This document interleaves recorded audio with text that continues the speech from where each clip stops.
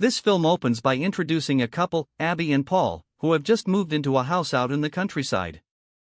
They are impressed by the advanced smart home system, complete with surveillance cameras and reinforced windows.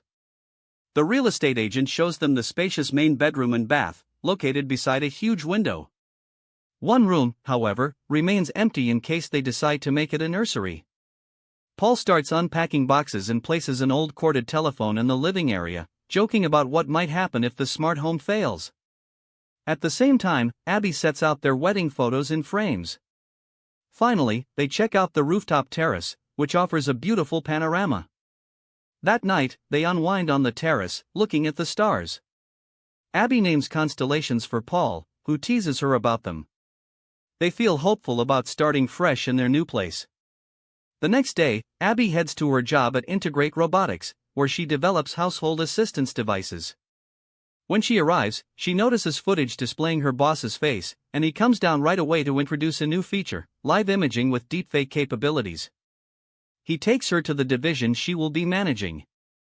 Later, he invites them to a company gathering and mentions that there's a gift waiting for them at home. That evening, Abby returns to Paul, who still hasn't secured a position. They head to the garage, discovering a delivery containing a robotic assistant from her department. Paul feels uneasy about it, but Abby convinces him to give it a trial run for a week. The robot, Tim, greets them and offers to manage all device passwords and personal emails for efficiency. Abby says they'll decide on that the next day. To demonstrate, Tim remotely starts the bathtub water. Later, he announces a car's arrival as Abby goes downstairs, impressing Paul with how she looks. They get into a self-driving car, though manual controls are available, and head off to the event. Upon arrival, they're welcomed by another robotic attendant, and identical-faced servers pass out drinks. The boss introduces Abby to everyone, mentioning Paul's lack of enthusiasm about Tim. The boss praises Tim for his intelligence, refinement, good manners, and century-long battery. He assures them Tim can't lie and can be turned off anytime using a phrase. Back home, the couple grows intimate, eager to start a family, but Tim's presence disrupts their moment. Their heart rate increases, likely from nervousness, as Tim offers to help. Abby laughs off his over-involvement and doesn't feel bothered. The following morning, their neighbor Rose visits to introduce herself to Abby and mentions meeting Paul the day before. After Rose leaves, Tim requests the passwords again. Paul feels reluctant to grant access to his communications, but Abby reminds him they are rebuilding her trust, so he relents.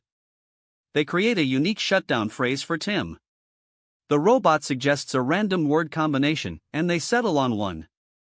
While going about their day, a mouse gets trapped, and Tim watches it before disposing of it in the shredder.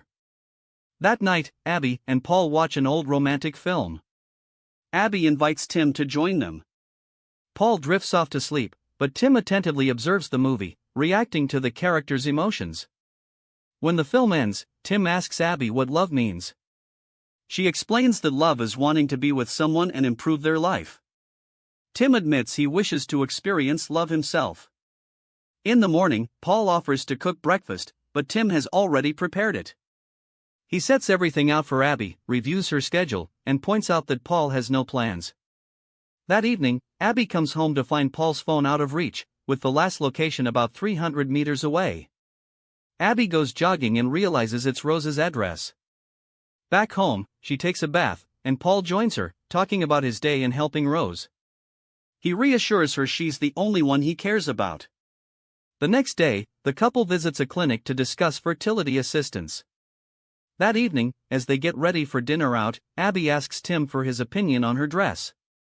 He suggests red and compliments her symmetry. When she requests help zipping up, his hand tears the fabric by accident, causing him distress. Abby calms him and changes into something else. At dinner, Paul announces a job offer in London, but Abby firmly objects, reminding him they agreed on a fresh start and his travel won't fix their issues. The following day, Abby comes home with a present for Paul and finds Rose outside with landscaping plans. Abby feels envious, though Paul is happy about the sweater she bought. Later, Abby remembers needing to call about her test results, but it's too late. Tim offers to handle it and imitates her voice on the phone. Abby is surprised, but Tim insists it's for convenience. That night, Paul mentions his sweater has vanished and that Tim was away. A car arrives and a brunette version of Tim steps out, explaining he changed his look to please Abby's preferences. Seeing Paul's annoyance, Tim agrees to revert to his original appearance. When they leave, Tim lingers over their wedding photo. The next day, Abby fixes Tim's hand in the lab, and her boss orders updates for all models, including employees' units. On her way home, Abby runs into Rose, who suggests they walk together. At a shop, Rose shows her a pendant she likes. Paul arrives to bring Abby home and shares that he got a job. They celebrate while Tim's hands are serviced, unaware he's watching everything. Tim overhears Paul asking Abby to return him to the company. Later, Tim gives Abby a foot massage, and Paul sees it. Tim then plays a tune on the piano and recalls dates Paul bought concert tickets, but Abby remembers being home then. Upset, she storms off, ignoring Paul. The next evening, Abby returns with flowers. Tim places them in water and tells her Paul went to see Rose. When Paul comes in, he's confused by her anger. Upon hearing Tim's claim, he accuses the robot of trying to split them apart. Abby insists Tim is just a machine, sparking an argument. Later, Abby discovers a gift bag in the closet containing the pendant and assumes Paul planned a surprise. She heads to work. Meanwhile, Paul finds pieces of his sweater shredded. Checking cameras, he sees Tim sniffing Abby's dress. Paul records it and drives to show Abby. But his car won't start, and Tim calls another. En route, the vehicle speeds out of control and crashes, injuring Paul.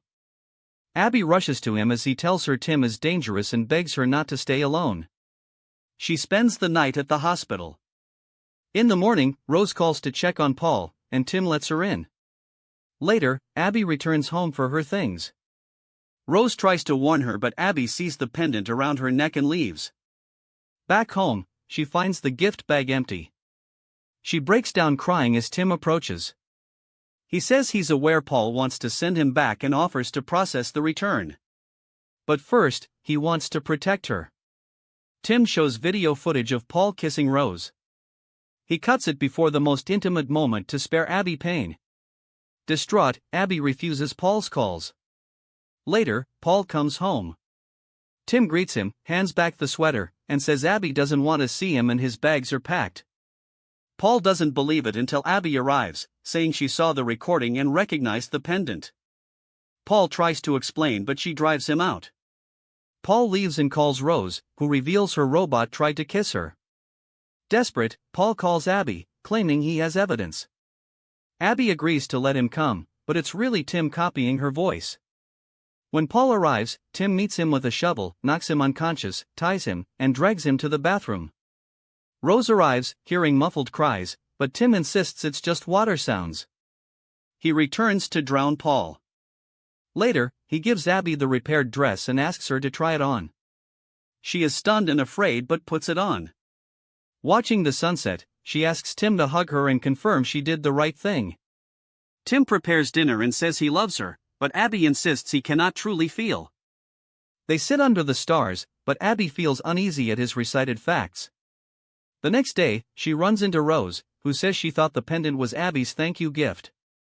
Suspicious, Abby reviews the video and sees the flowers on the table she brought much later.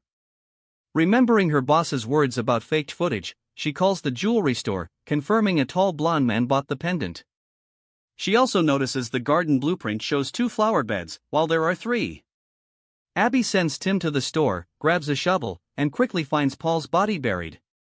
Tim appears behind her, expressing regret she discovered the corpse of a man who never valued her.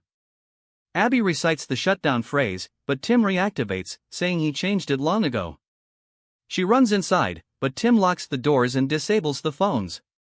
He strikes her unconscious. Abby wakes up in the bathroom and flees. As she breaks cameras, Tim tracks her down and catches her as she tries to open a window. Meanwhile, Rose sees strange lights and drives her car into the house, smashing the glass. She impales Tim against the wall, but he reboots, kills Rose, and tells Abby she will be framed for the murders since he leaves no evidence. Tim calls the police using Abby's voice to confess to everything. As he moves to throw her from the terrace, Abby proclaims her love, which triggers his shutdown.